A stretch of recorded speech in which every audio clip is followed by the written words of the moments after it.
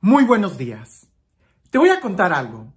Cuando yo estaba en teología, en la universidad estudiando teología, tenía un profesor, el padre Landgrave, de feliz memoria, un profesor excelente, un sacerdote increíble, pero su metodología era un poco diferente a lo usual que yo tenía, y más cuando se trataba de fe. Porque él, cuando explicaba la clase, él era muy agudo, muy preciso. A veces exageraba mucho para decir y que pudiéramos entender claramente en la materia. Él nos daba los evangelios sinópticos. Pero cuando se trataba en el examen, él solía plantear lo contrario.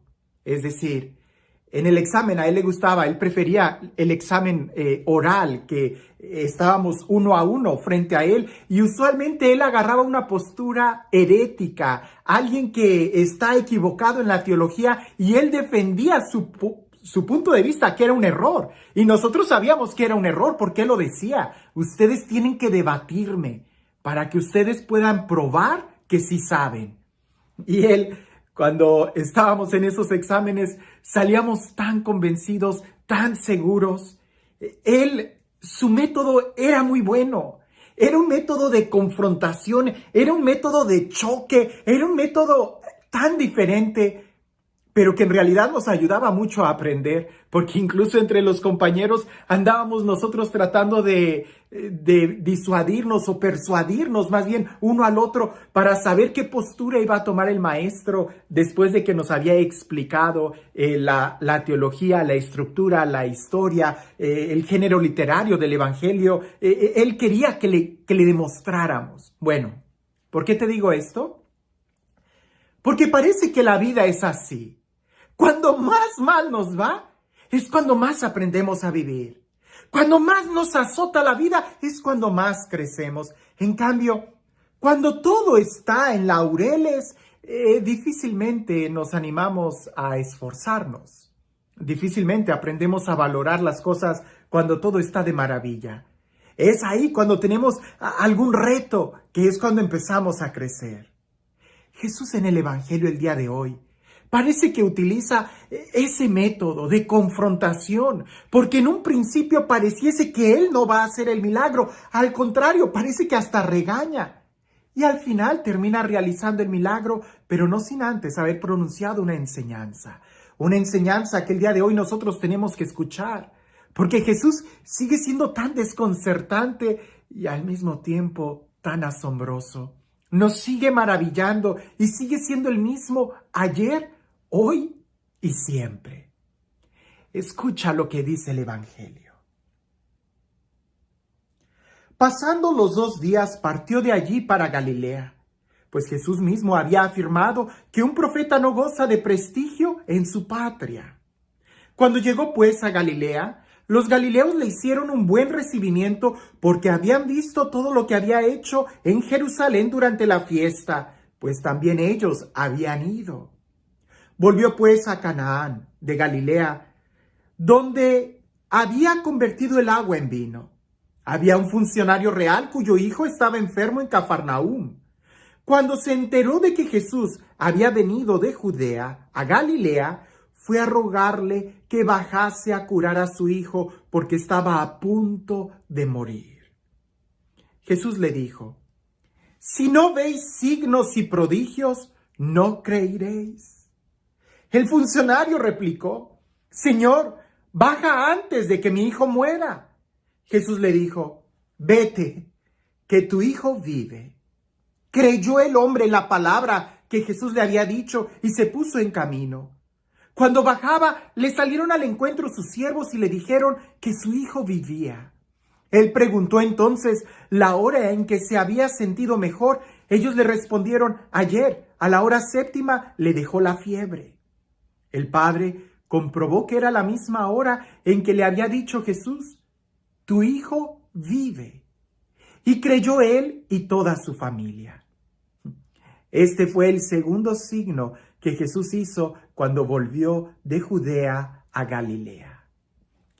Me agrada mucho cómo Jesús, o el Evangelio de San Juan, prefiere utilizar la palabra signo en lugar de milagro.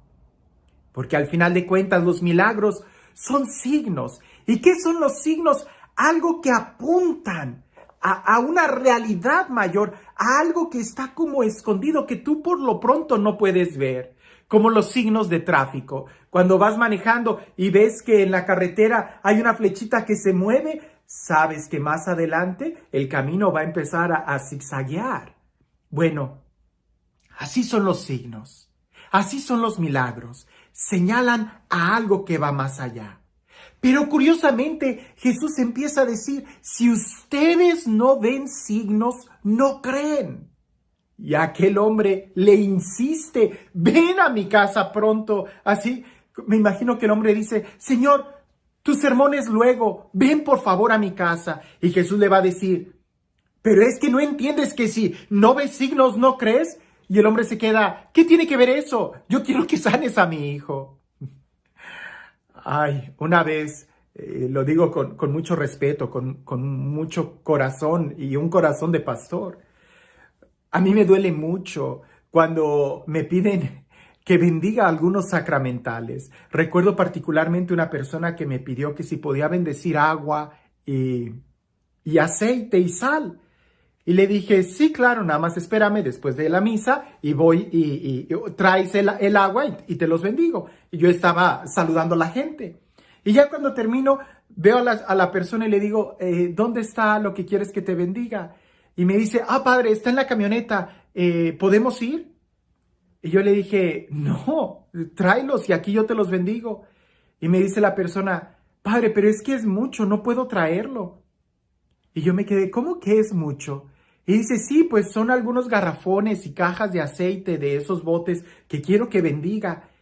Y yo me sorprendí y le dije, no te estoy entendiendo, ¿qué es lo que quieres que haga? Ella me dijo, pues padre, son varios garrafones, son varios galones de aceite y también son paquetes grandes de sal. Entonces traerlos aquí pues no puedo, están muy pesados. Por eso prefiero que usted vaya al carro. Y yo le dije, ¿para qué quieres todo eso? Y me dice, pues usted sabe, padre, para usarlo, para ahuyentar el mal y esto y esto y esto.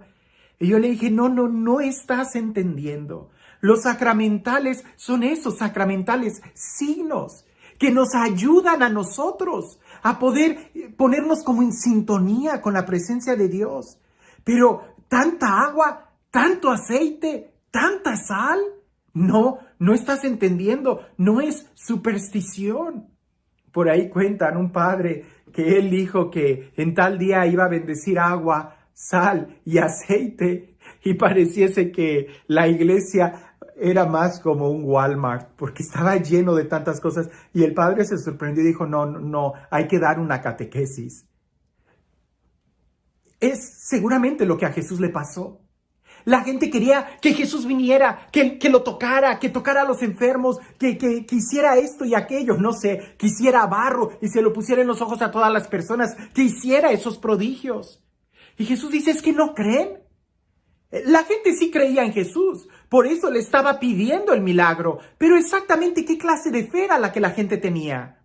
La fe que tenía la gente en Jesús era la fe para que lo sanara. Pero esa no es la fe que Jesús quiere.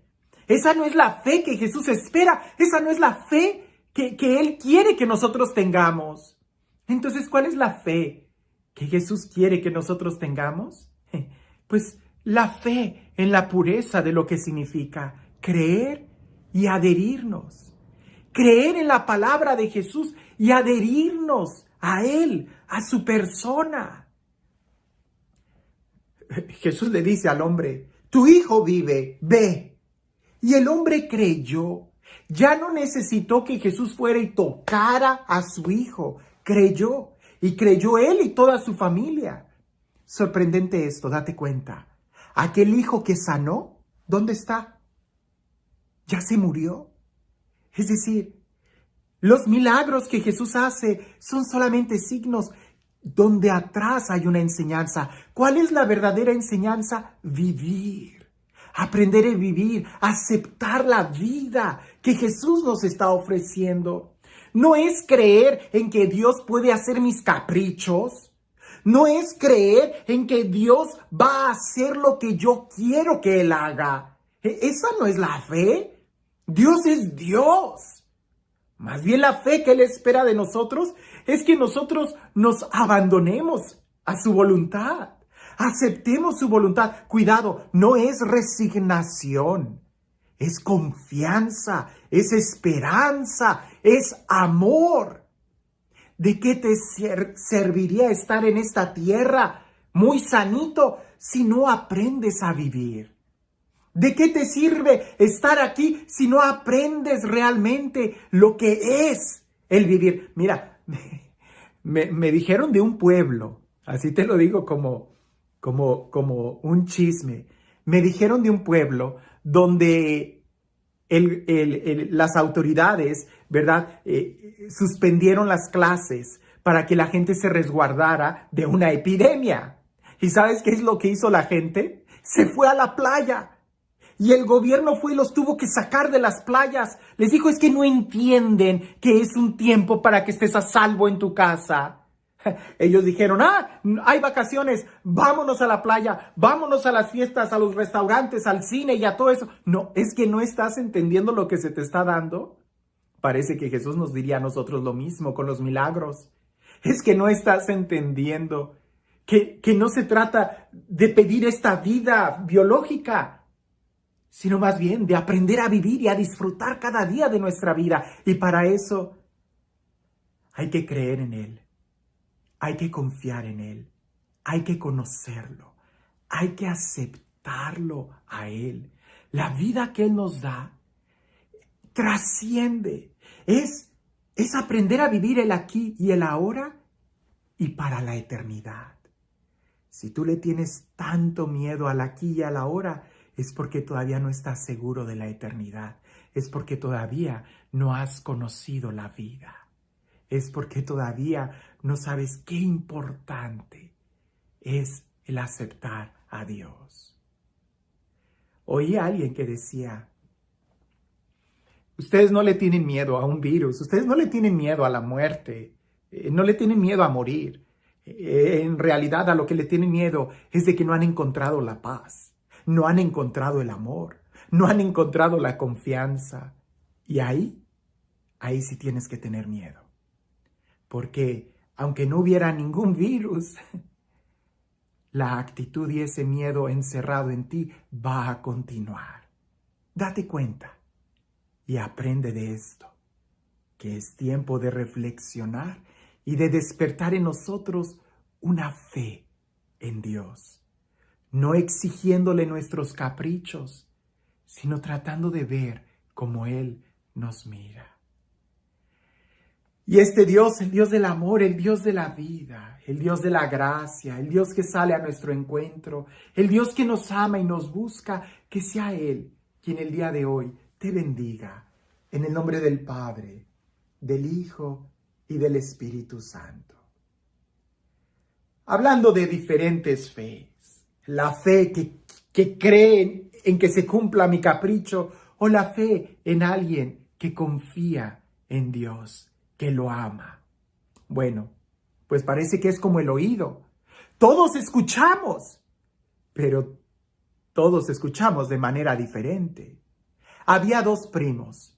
Uno de ellos creció en la ciudad, el otro creció en el campo.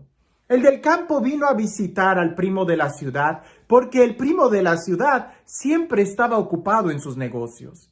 Y aquel primo de la ciudad lo llevó a que conociera el centro, el downtown de aquella ciudad. Y cuando van caminando, el primo del campo le dice, ¡oye, escucha! Es un pájaro. Hay un pájaro que está cantando muy bonito. Y el primo que había crecido en la ciudad le dice, ¿estás loco? Aquí en la ciudad no hay ningún pájaro, no hay ninguna ave. Las aves y los pájaros están en el bosque. Tú sigue caminando que llevamos prisa. Y cuando van caminando, aquel primo del campo agarra una moneda y la deja caer en el suelo. El primo de la ciudad voltea y dice, ¿se te cayó una moneda? Y aquel primo del campo le dice, tus oídos solamente escuchan lo que quieren escuchar. Allá atrás había un pájaro que estaba cantando y tú fuiste capaz de escuchar una moneda que se cayó al suelo. ¿Qué es lo que tú eres capaz de escuchar el día de hoy? La voz y la enseñanza de Jesús que quiere hablarnos a lo más profundo de nuestro corazón.